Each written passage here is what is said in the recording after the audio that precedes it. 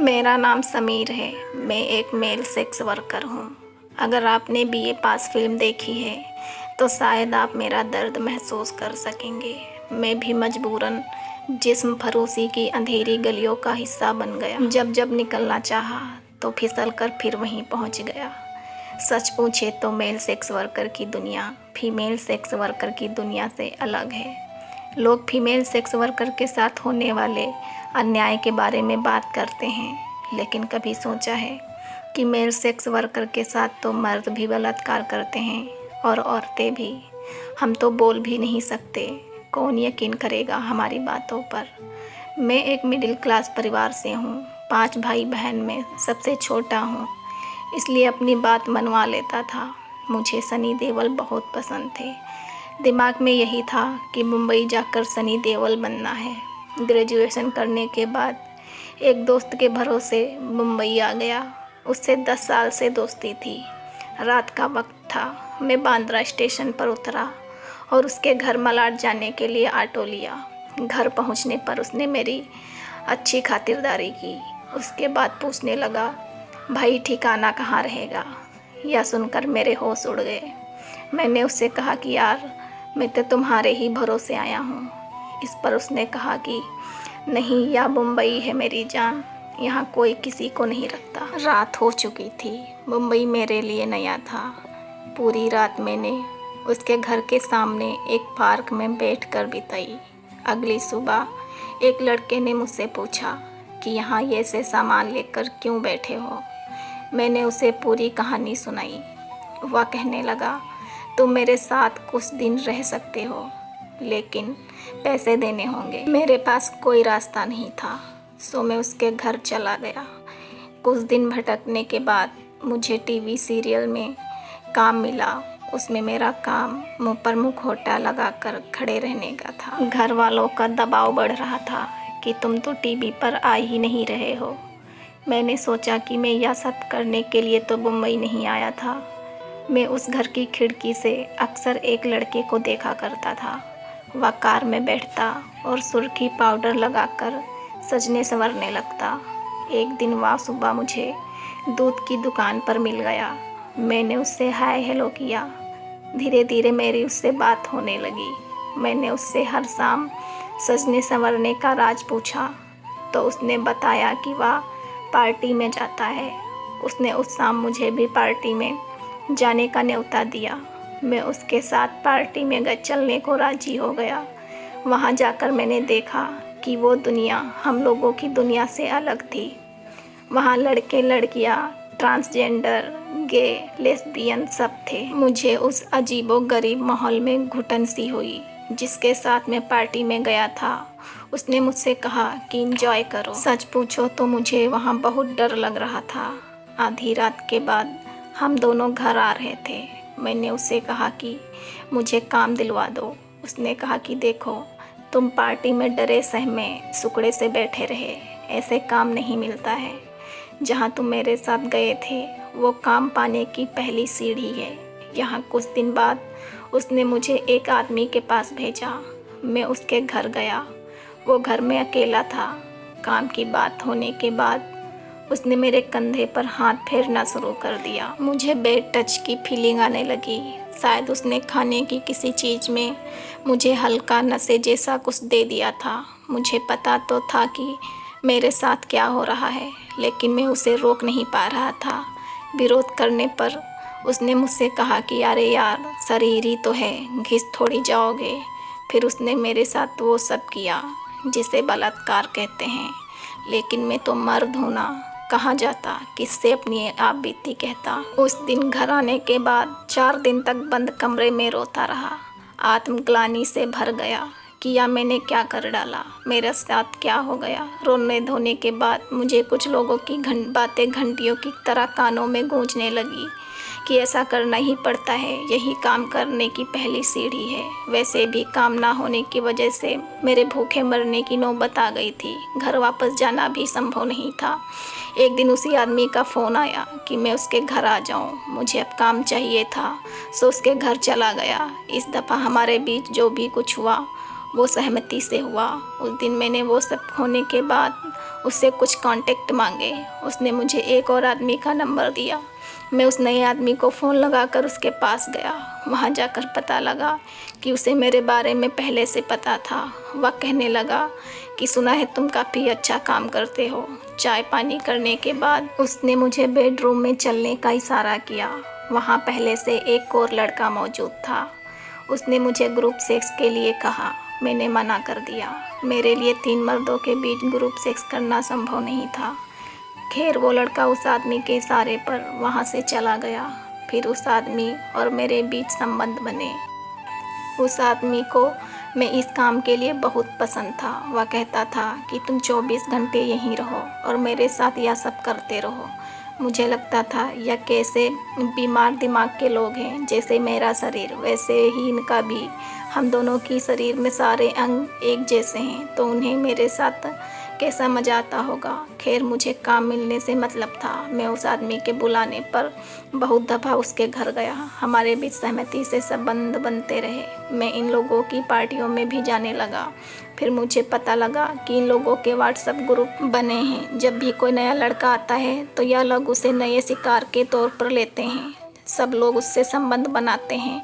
उसके बाद कहीं कोई आदमी काम दे देता है तो ठीक, नहीं तो इस काम को करने के बाद खर्चा पानी मिल जाता था। एक पार्टी में मुझे एक लड़की मिली। धीरे धीरे मुझे उससे दोस्ती भी हो गई।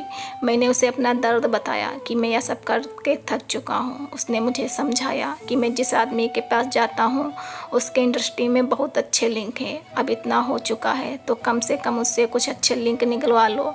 हालांकि मैं इस सब से निकलना चाहता था। जहाँ जाता वहाँ लगता कि हर कोई इसके लिए ही तैयार बैठा है। मैंने मन मारकर एक दिन उस आदमी को फ़ोन किया कि मैं आज घर आना चाहता हूँ।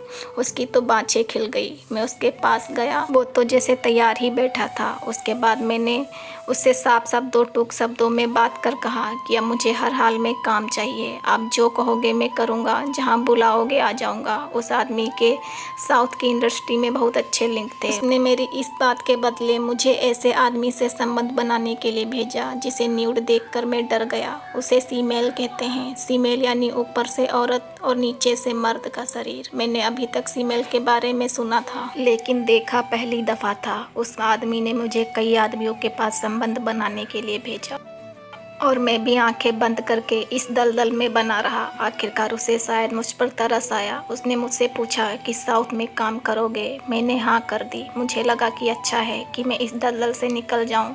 मैं साउथ चला गया। वहाँ एक ड्रेस डिजाइनर मेरा माप ले रहा था। माप लेते हुए उसने मेरे कान में धीरे से बोला, सुना है आपकी हर जगह परफॉर्मेंस बढ़िया रहती है। यह सुनकर मैं भौचक्का रह गया। मुझे लगा कि कुएं में ही भांग मिली हुई है। यह ड्रेस डिजाइनर लाइन प्रोड्यूसर भी था। उसने मुझे एक एड्रेस दिया और रात में वहां आने के लिए बुलाया। मैं वहां गया। उसके साथ भी मेरे संबंध बने। मैं अब थक गया था। मुझे लगा कि जहां जिससे भी काम मांगने जाओ तो हर कोई इस काम के लिए पहले बोलता है। मैं सोचने लगा कि आखिर से मुझे काम मिलेगा कैसे।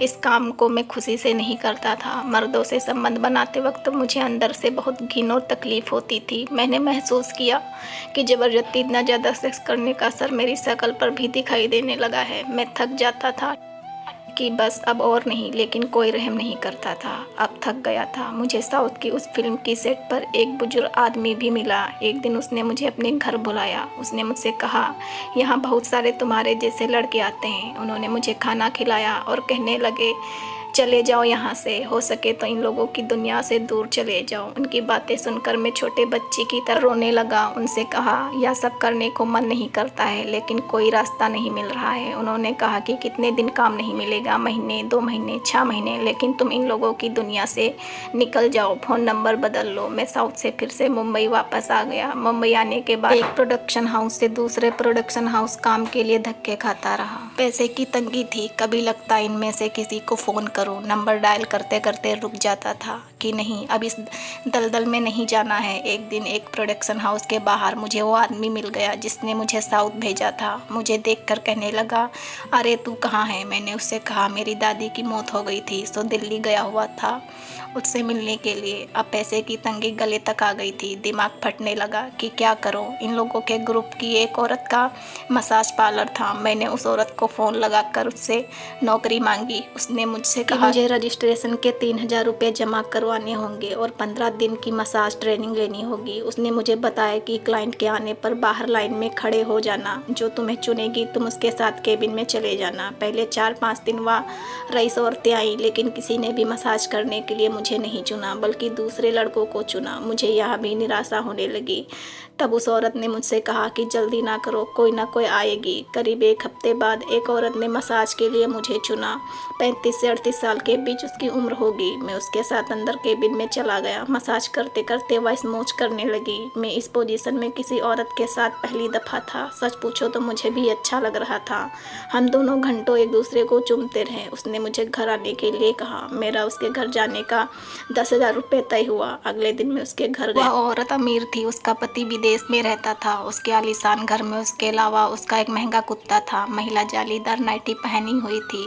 मैं बहुत एक्साइटेड था। उसने मुझे खाने के लिए पूछा। मैंने पिज्ज़ा मंगवाया। खाने के बाद उसके साथ पूरी रात उसके बेडरूम में रहा। हमारे बीच पहली दफ़ा संबंध बने। एक दफ़ा संबंध बनाने के बाद वो मुझे अपनी कार से रात में मरीन ड्राइव घुमाने ले गई। इतनी रात में मरीन ड्राइव मैंने पहली दफ़ा उसके साथ ही देखा था। मैं एकदम जंगली की तरह बिहेव कर रहा था। रात की चकाचौंध देखकर पागल हुआ जा रहा था। उसने रास्ते में मुझे अपनी कहानी सुनाई। उसने बताया कि उसका पति भारत बहुत कम आता है।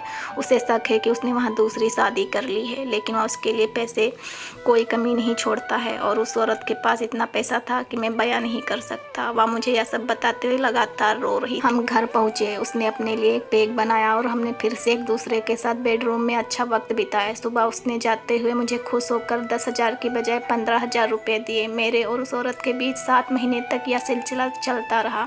मैं उसके पास जाता, हम अच्छा वक्त बिताते और वो मुझे पैसे देती। एक दिन उसने अपने घर में एक पार्टी रखी, मुझे भी बुलाया। वहाँ से जाने के बाद मैं अपने काम में बिजी हो गया।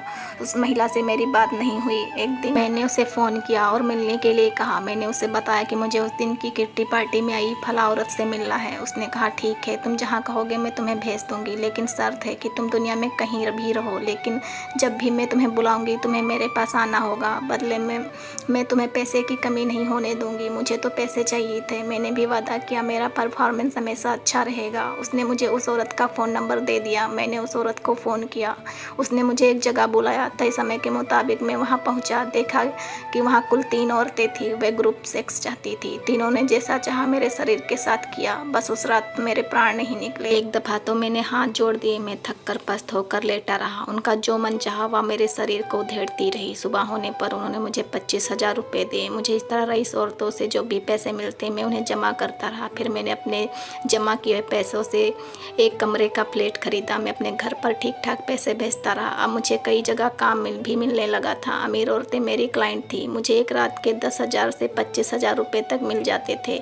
किसी का पति बाहर रहता था, किसी का पति कहीं और सेट था, किसी का पति विदेश में था तो किसी का पति ही नहीं था। इनमें से कुछ औरतों को सिर्फ सेक्स की दरकार थी, कुछ मेरे साथ क्वालिटी टाइम बिताना चाहती थी, कुछ अपनी कहानी बताते बताते रोने लगती थी। बेशक समाज की रियायतों के खिलाफ शादीशुदा होते हुए भी औरतें मुझसे संबंध बनाती थी, लेकिन मुझे उनका अकेलापन समझ में आता था। जो औरतें मेरे साथ एक दफ़ा रह लेती वह मेरे साथ दोबारा रात गुजारने की ख्वाहिश रखती थी। मेरा जीवन अब ठीक से चलने लगा था। अपने जिस्म के बदले इन औरतों से खूब पैसा बटोरा। मुझे लगने लगा था कि बस बहुत हो गया। मर्दों और रईस औरतें दोनों ने मेरे शरीर को खूब नोचा। शरीर के बदले मर्दों से मुझे नेटवर्क और काम मिला। औरतों ने मुझ पर पैसे की बारिश की। मैं अब लाइफ सेट करना चाहता था, ठहरना चाहता था। एक्टिंग करते हुए मेरी एक लड़की से नज़दीकियाँ बढ़ी।